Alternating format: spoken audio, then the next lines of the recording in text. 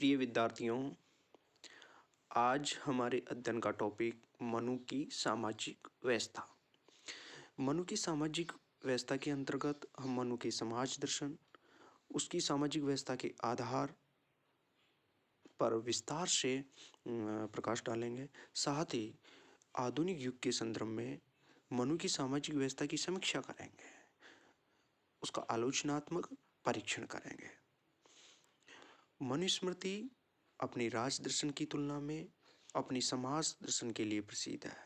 यद्यपि वर्तमान काल में मनुस्मृति की समाज व्यवस्था अत्यंत विवादास्पद है, किंतु अतीत काल में इसे भारतीय समाज व्यवस्था का मुख्य आधार माना जाता था। हम सबसे पहले मनु की सामाजिक व्यवस्था की विशेषताएं जानते हैं। एक एक पॉइंट पर हम चर्चा करेंगे। मनु की सामाजिक व्यवस्था के अंतर्गत मनु ने समाज की दैव उत्पत्ति या समाज की साहवी प्रकृति पर बल दिया। मनु के अनुसार जब राज नहीं था तो संसार में सर्वत्र अराजकता थी, भय था और मत्स्य न्याय की स्थिति थी। मत्स्य न्याय का तात्पर्य एक बड़ी मछली छोटी मछली का जिस तरह से शिकार करती है, उसी तरह मानव समाज में भी जो बलवान व्यक्ति था, बलशाली था, वह छोटे व्यक्ति को अपना शिकार कर रहा था। चारों तरफ संघर्ष की स्थिति थी। इस दुखद स्थिति से मुक्ति दिलाने के लिए ईश्वर ने राजा की उत्पत्ति की। इस विवरण से यह भी स्पष्ट है कि मनु ने राज्य के अभाव में समाज के अस्तित्व की धारणा को नहीं स्वीकार की। वस्तुतः राज की उत्पत्ति के साथ ही समाज की स्थापना होती है। राज की उत्पत्ति दैवीय है, कहने का मतलब राजा को या राज्य को किसके द्वारा उत्पन्न किया गया है? ईश्वर के द्वारा किया गया है। अतः इसके साथ ही स्थापित होने वाले समाज और इसकी व्यवस्था का आधार भी दैवीय है।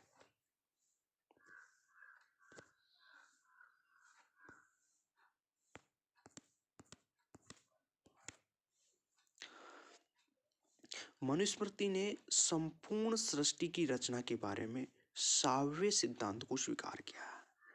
इस सृष्टि सिद्धांत के अनुसार समाज की रचना के लिए भी साव्य सिद्धांत को प्रस्तुत किया है। साव्य सिद्धांत से आशय उन्होंने सृष्टि की उत्पत्ति, समाज की उत्पत्ति मनुष्य के शरीर से की है। जिस तरह मनुष्य के शरीर के विभिन्न अंगों से उसकी तुलना की है।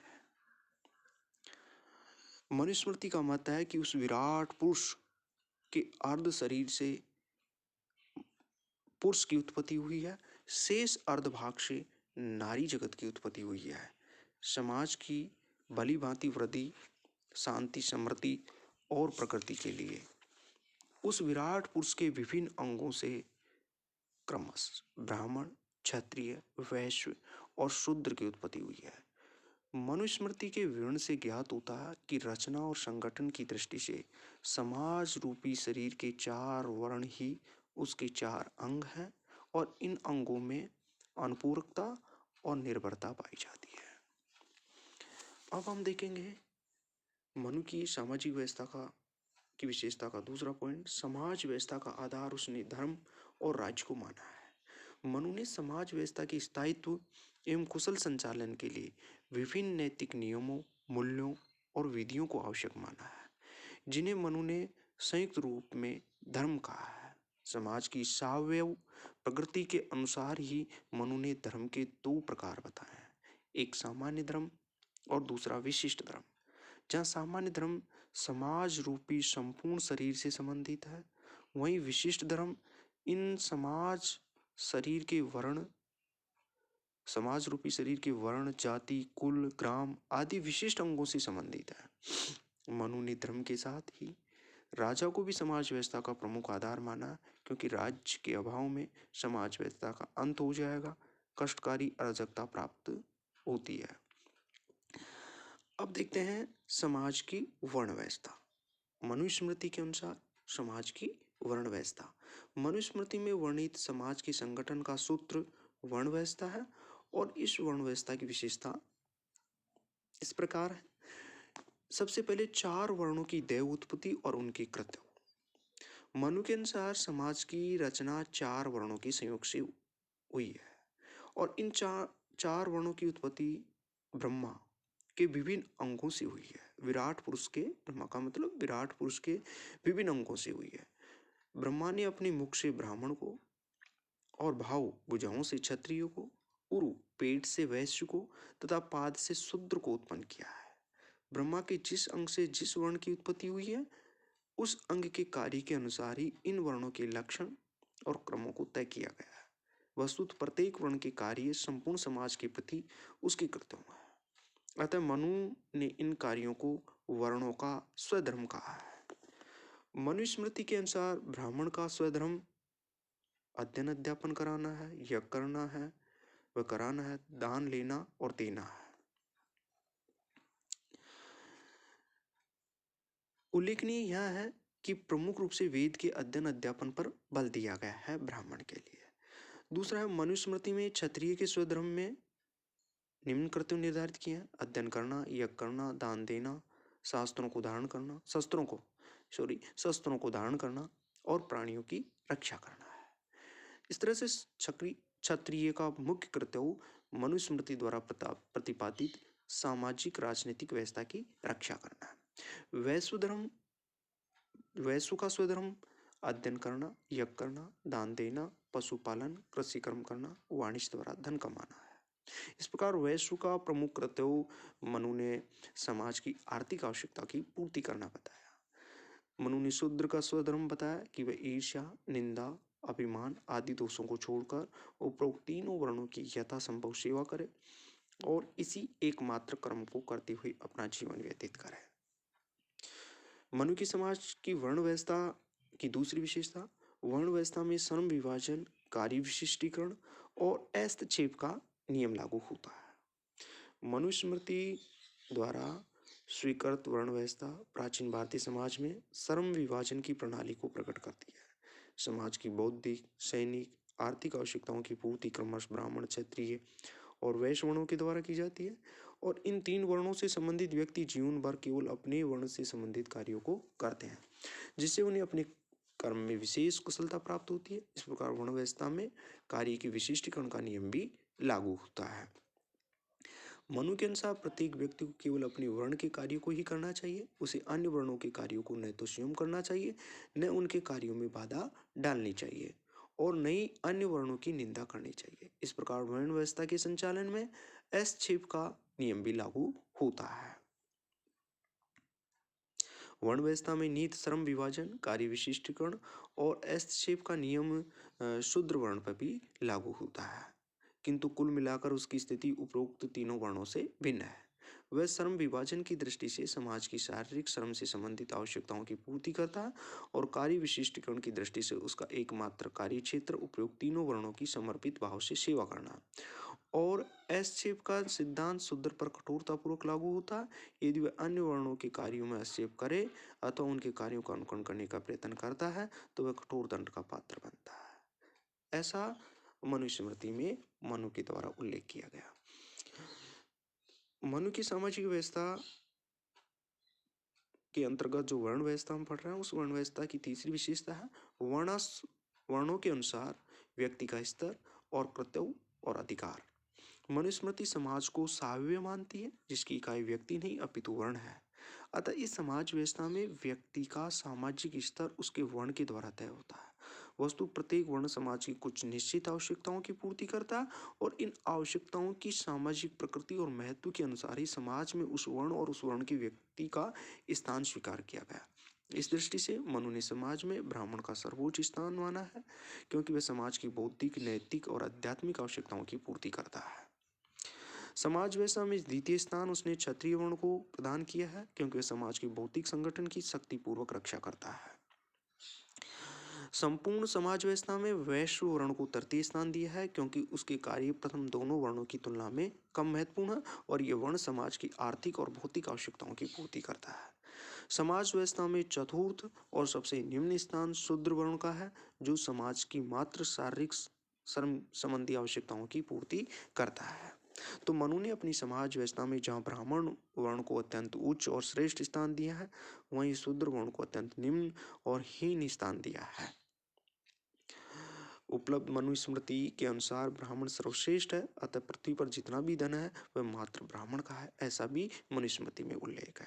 ब्राह्मण किसी का दिया नहीं खाता, अन्य जो कुछ ब्राह्मण को खिलाते हैं वह दान या दान देते हैं, वह वास्तव में स्वयं ब्राह्मण का ही होता है। अन्य सभी वर्ण ही ब्राह्मण की दया पर खाते हैं और जीवित रहते हैं, ऐसा मनुस्मृति में उल्लेख किया गया है।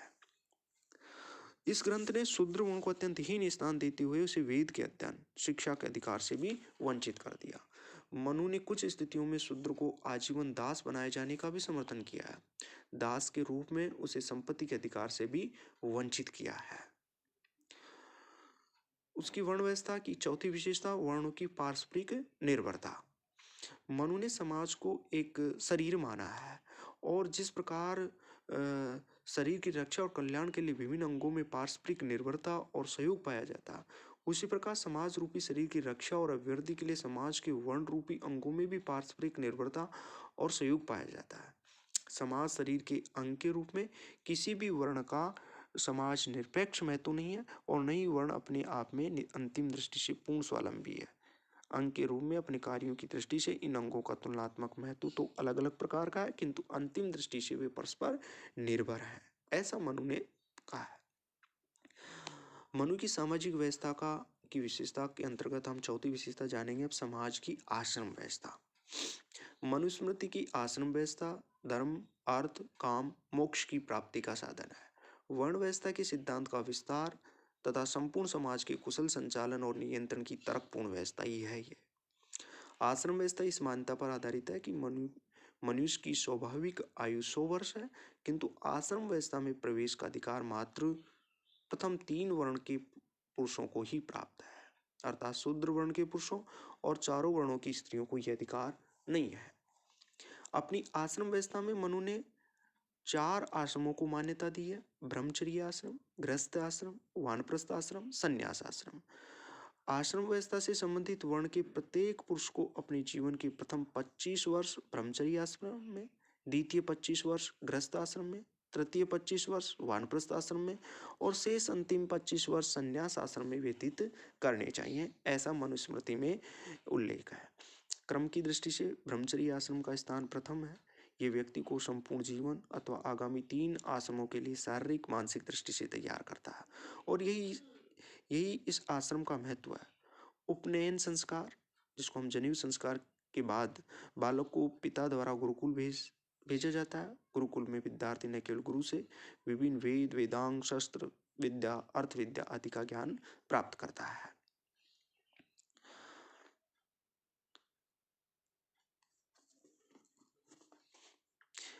तो ब्रह्मचर्य आश्रम में शिक्षा दीक्षा प्राप्त करने के बाद पुरुष को 26वें वर्ष में विवाह करके गृहस्थ आश्रम में प्रवेश करना चाहिए। मनु के अनुसार पुरुष को अपने वर्ण वाले और ऊंचे कुल की किंतु भिन्न गोत्र वाली स्त्री से विवाह करना चाहिए। उसे अपनी गृहस्थी के संचालन के लिए धर्मयुक्त साधनों से धन का अर्जन और संचय करना चाहिए। देव, अतिथि, पितर आदि को भोजन कराना चाहिए। परिवार की वृद्धि हेतु संतान उत्पत्ति करनी चाहिए। मनु ने गृहस्थ आश्रम को सर्वोत्तम आश्रम माना क्योंकि अन्य आश्रमों का जन्म व पोषण इसी आश्रम द्वारा किया जाता है। नियम अनुसार गृहस्थ आश्रम में रहने के बाद पुरुष को वानप्रस्थ आश्रम की दीक्षा लेनी चाहिए। उसे संपत्ति, घर व ग्राम में उत्पन्न पदार्थों का त्याग करके अकेले अपनी पत्नी सहित वन में रहना चाहिए। उसे वन में रहकर इंद्रिय संयम, वेद का अध्ययन, अतिथि सत्कार, अहिंसा, कठोर तप आदि का पालन करते हुए वन में उत्पन्न कंद मूल आदि का सेवन करना चाहिए। वानप्रस्थ आश्रम में 75 वर्ष की आयु होने पर पुरुष को संन्यास की दीक्षा प्राप्त करके संन्यास आश्रम में प्रवेश लेना चाहिए। मनु का मत है कि देव ऋण, पितृ ऋण, ऋषि ऋण से मुक्त होने और पुत्र प्राप्ति या पर्याप्त वेद अभ्यास के बाद ये संन्यास आश्रम में प्रवेश लेना चाहिए। इस प्रकार धर्म, अर्थ, काम की सिद्धि के बाद ही मोक्ष की सिद्धि हेतु संन्यास आश्रम में प्रवेश पाने का अधिकार होता है। इस आश्रम में रहते हुए पुरुष को राग, द्वेष, हिंसा, कटुवाणी, कटु व्यवहार, मान अपमान, ग्रह, शारीरिक लौकिक सुखों का परित्याग करके इंद्रिय संयम, वेदों के आज्ञानुसार आचरण तथा कठोर तप का निरंतर अभ्यास करना चाहिए। सन्यासी को वन में अकेला रहना चाहिए, किसी प्रकार की संपत्ति नहीं रखनी चाहिए, उसे मात्र भिक्षावृत्ति से प्राप्त अन्न को ग्रहण करके आत्मतुष्ट जीवन व्यतीत करना चाहिए। इस प्रकार जीवन जीने पर उसे मोक्ष की सिद्धि हो सकती है। मनु की सामाजिक व्यवस्था का पांचवा आधार समाज व्यवस्था में स्त्रियों का स्थान। मनु ने गृहस्थ आश्रम के स्थायित्व एवं सफल संचालन में स्त्री की आधारभूत भूमिका को स्वीकार किया और उसके संपूर्ण जीवन को घर की चार दीवारी तक सीमित माना। इसके साथ ही स्त्री की सामाजिक स्थिति संबंधी विवरण पर दो अन्य तत्वों का भी प्रभाव दिखा। एक स्त्री की प्रकृति और मनोविज्ञान के बारे में मनु की मान्यता, और दूसरे मनु की युग की विशेषताएं जो कृषि प्रधान थी, धर्म प्रधान थी, पुरुष प्रधान। मनु ने स्त्रियों की स्वतंत्रता का पूर्ण निषेध किया है, क्योंकि वे मानते हैं कि ब्रह्मा ने स्त्रियों के स्वभाव में कुछ ऐसे दुर्गुण और दोष रखे हैं कि यदि उनको स्वतंत्रता दी जाए तो उनमें व्यभिचार आदि के दोष उत्पन्न हो जाएंगे। मनुस्मृति ने पारिवारिक जीवन में भी स्त्रियों को कार्यों के निर्णय की स्वतंत्रता का निषेध करते हुए स्त्रियों को बालपन में पिता, तरुणावस्था और वृद्धावस्था में पति के अधीन रहना चाहिए।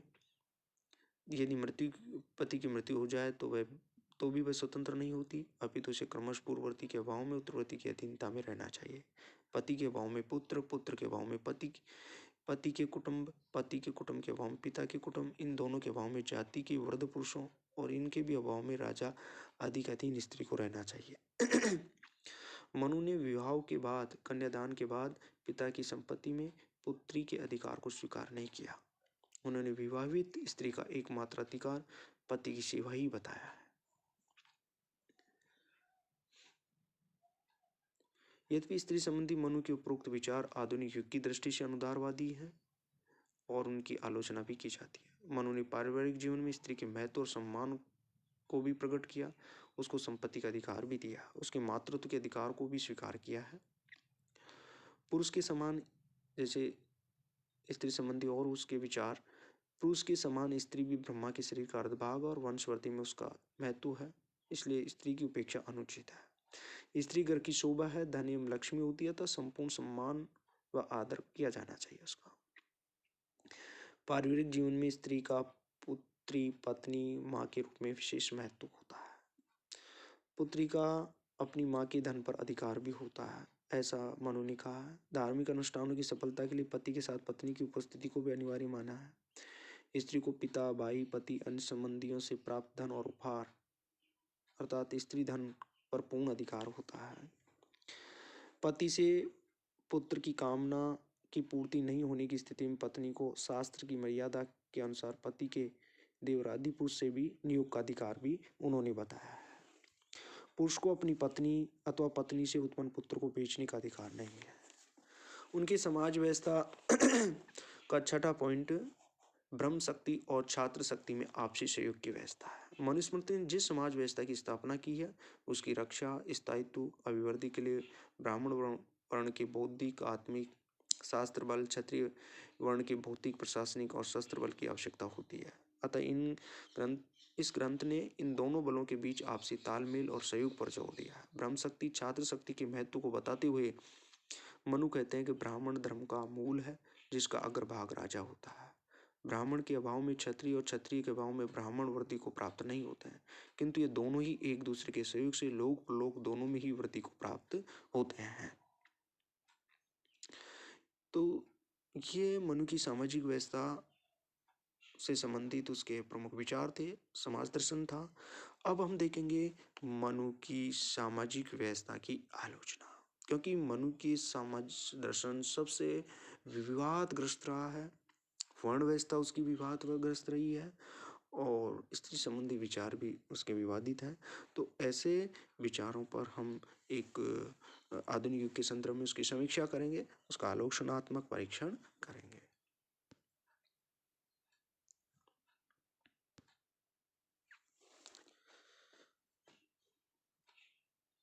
अगले वीडियो में हम मनु की सामाजिक व्यवस्था की आलोचना पर प्रकाश डालेंगे, आधुनिक युग के संदर्भ में उसकी समीक्षा करेंगे।